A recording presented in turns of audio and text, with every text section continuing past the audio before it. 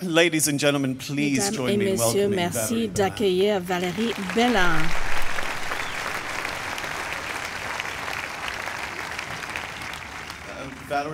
Valérie et moi-même, on négocié avant cette discussion aujourd'hui sur quelle langue on allait parler. Et on a décidé, dans l'esprit du Brexit, que moi je poserais mes questions en anglais et qu'elle me répondrait en français. Je suis désolée, c'est une métaphore triste de notre époque. Mais juste pour commencer, Valérie, je suis très intéressée d'entendre quelle a été votre réaction quand vous avez entendu, quand on vous a dit que vous avez été nominée pour un prix sur le thème du désordre. Je n'étais pas vraiment surprise, mais relativement inquiète. Je crois que ce désordre, effectivement, je ne l'ai jamais énoncé tel quel. Mais il a traversé depuis les débuts mon travail, à travers les notions de profusion, d'aspects dénaturés de ce que je photographiais. Donc, quand on regarde une photographie telle que la photo à l'écran que vous avez prise à Venise en 1997, et on voit ce courant qui traverse votre travail, même à l'époque. Mais est-ce que vous pourrez nous raconter pourquoi vous avez choisi ces objets en particulier à photographier? J'ai toujours été attirée par les objets qu'on pourrait qualifier de kitsch. Et ici, particulièrement à Venise, ces objets sont dédiés au tourisme, à la consommation qui s'apparente à une consommation de masse, qui est liée au tourisme. Donc tous ces objets sont des simulacres d'un monde réel, en quelque sorte, puisque vous voyez ici à Saturne, on a pu voir tout à l'heure une guitare électrique en cristal. Et le paradoxe de tout ça, ce sont des objets qui ont perdu leur valeur d'usage, qui ont uniquement une valeur décorative, totalement... c'est un monde qui se mord la queue, en quelque sorte. Et je pense qu'on retrouve, en fait... C'est une série qui date de 97, pardon, et on retrouve exactement cette chose dans la série Still Life.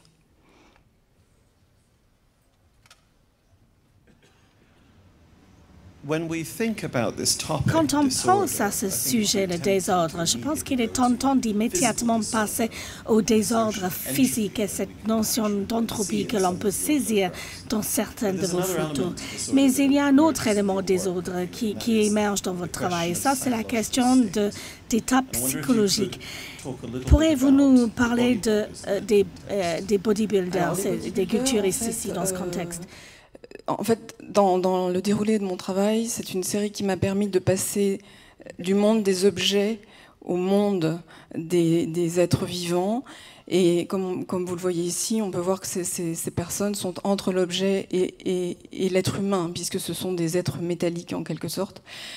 Et le désordre ici, il est d'ordre psycho-personnel, puisque c'est une sorte de désordre de soi-même, de l'être.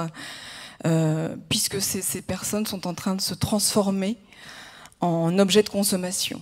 Finalement, on pourrait le dire comme ça. Donc c'est un désordre intérieur, c'est une transformation plastique, comme si l'humain, cet être de chair, allait se transformer en plastique, finalement.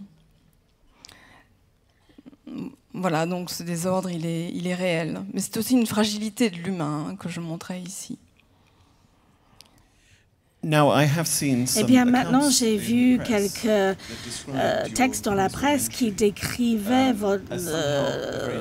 ce pour lequel vous avez gagné un prix comme un projet qui se préoccupait de l'environnement. Et je sais que c'est l'un des aspects de votre travail. Mais quand on parle de une série telle que Chips, que l'on voit à l'écran actuellement, il y a un autre élément qui perce au jour. Et ça, c'est un élément non pas de marketing, mais d'illusion. Tout à fait. En fait, quand on regarde ces photographies, je suis réellement pour la première fois dans un supermarché. Donc cette idée d'objet vernaculaire, de consommation de masse est apparent dans le lieu où je me trouve.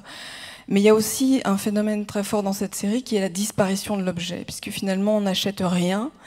On achète une image, c'est-à-dire que la nourriture se transforme en packaging, en emballage. Donc on achète une image, en fait. Donc la chose elle-même disparaît au profit de la représentation, de l'image.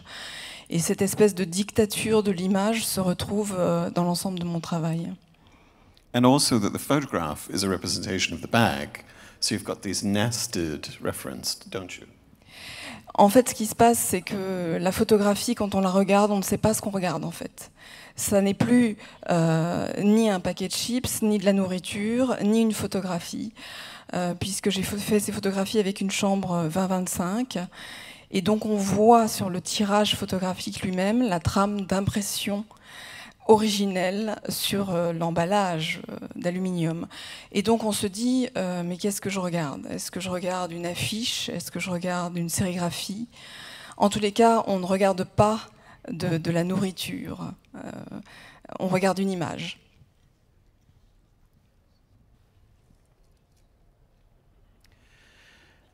Ça, c'est quelque chose auquel je pense de temps en temps à votre travail, Valérie. Je l'entends de manière très... Enfin, c'est un compliment. Mais pourriez-vous parler de votre rôle et votre identité en tant que femme dans ce travail? Est-ce que c'est quelque chose qui est particulièrement féministe par rapport à votre point de vue, votre approche de ce que vous photographiez? Je n'ai pas une esthétique militante, comme vous le voyez, mais je pense que tout artiste c'est une forme d'engagement d'être artiste. Voilà, c'est une forme de renoncement à certaines choses pour un engagement vers d'autres. Et le fait que je sois une femme, évidemment, je pense que ça traverse mon œuvre, mais je pense que ça se traduit principalement par le fait que je photographie très souvent des stéréotypes et que j'essaye de déconstruire ces stéréotypes. Je pense que l'engagement, il est là. C'est une forme de résistance, c'est une forme de comment rendre sensible le faux pour ramener en fait à la vérité de soi-même, à une forme de vérité qui serait celle du vivant en fait. L'engagement, il est là. Je pense qu'il est à la fois féminin et masculin, et quand je photographie des hommes ou des femmes, je les photographie dans une parfaite équivalence. Et avec la prochaine diapo, je souhaite revenir à cette question de désordre. Et je pense que cela m'intrigue que vous ayez fait cette série de palettes il y a quelques années qui joue avec cette notion d'ordre et de désordre. Et la manière dont l'ordre devient désordre, le désordre devient l'ordre. Est-ce que vous pouvez nous parler de ce projet? Oui, en effet, là, l'ordre, il vient du classement par genre des objets. Je me trouve dans une usine de recyclage et je photographie donc ces mises sur palette d'objets homogènes. Et là, pour la première fois, je veux montrer directement, de manière presque documentaire, l'obsolescence programmée, puisque ces objets sont quasiment neufs, déballés de leur emballage, neufs, mis sur palette pour être envoyés à la destruction. Donc ça montre vraiment qu'on ne sait pas quoi faire de la profusion en magasin, de la profusion de cette production d'objets liée à la logique d'une consommation de masse. Et la seule défense qu'on ait est dérisoire, puisqu'elle est celle du classement par genre, en fait. Mais elle est totalement dérisoire. Donc ce sont des vanités aussi, d'une certaine manière. Je pense que cette prochaine diapo s'occupe également de cette question de classification. Je me demande, quand on regarde ces collecteurs et l'environnement qu'ils ont créé autour d'eux, est-ce qu'ils luttent contre le désordre? Est-ce qu'ils cherchent à créer un désordre eux-mêmes? Ou est-ce que ce sont les esprits et leur cerveau qui créent cet environnement où règne le chaos? Amassent des objets plutôt qu'ils ne collectionnent. Finalement se retrouve envahi par l'objet. C'est l'objet qui prend le pouvoir sur le collectionneur et non l'inverse. Et donc, ce que montrent ces images, c'est une forme d'emprisonnement du collectionneur par l'objet, par ces objets. Et ça se montre enfin, j'ai voulu le signifier de manière visuelle par la solarisation des images, qui modifie les sources de lumière en aplat noir ou gris. Donc il n'y a pas d'extériorité possible. C'est vraiment une prison en fait. Et l'utilisation du grand angle aussi permet de montrer à la fois le sol et tous les murs des pièces, et rend évidemment cette image beaucoup plus expressive de ce point de vue. Comme c'est une espèce de prison, voilà, de cellules. Donc, quand on en arrive à la dernière diapo, qui est prise de la série qui a été nominée pour le prix, c'est une série que vous avez décrite comme nature morte. Et je pense qu'il s'agit d'un titre qui nous intrigue, parce que pour moi, il y a une telle tradition de nature morte classique qui s'ancre réellement dans l'utilité, la raison d'être et le sens pour l'utilisateur.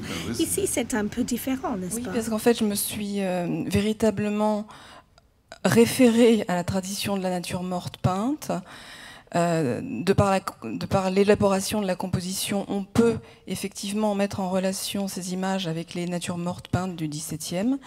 Mais la grande différence avec ces natures mortes, c'est qu'ici les objets ne signifient pas une évidence qui serait l'évidence de la nature, en montrant du gibier, des vraies fleurs, des vrais fruits. L'évidence de la mort également à travers la présence d'un crâne. Ici, ce qui est montré, c'est que tous ces objets sont de plastique. Donc là encore, ils ont perdu toute leur valeur d'usage, toute leur vérité. Et donc, finalement, par un effet de rapprochement, le contraste s'établit avec cette référence à la nature morte. Et finalement, le désordre s'installe, hein, et notamment à travers la profusion des objets, qui est excessive. Ce qu'on peut dire aussi, c'est que le désordre vient aussi de cette espèce d'exubérance de la représentation, c'est-à-dire d'un paroxysme de l'image, puisque j'ai utilisé tous les moyens possibles aujourd'hui avec les outils numériques, c'est-à-dire que les couleurs ne sont pas les couleurs originelles de la prise de vue, donc c'est aussi une forme de désordre. Finalement, ces images montrent un nouvel ordre du monde, qui serait un ordre totalement dénaturé, en fait. Et l'outil participe de cette chose dénaturée, de cette chose qui n'est plus qu'artifice, qui n'est plus que représentation. Eh bien, je pense que c'est un lieu merveilleux pour quitter notre discussion très brève ce soir, avec un monde qui est à la fois très frustrant, mais également complètement rempli de possibilités visuelles. Je sais que Sam s'apprête à revenir, mais je souhaiterais vous remercier tous chaleureusement d'être ici ce soir. Et merci de me rejoindre dans mes remerciements vers Valérie Blanc. Merci à Philippe Proger, merci à Valérie Belin.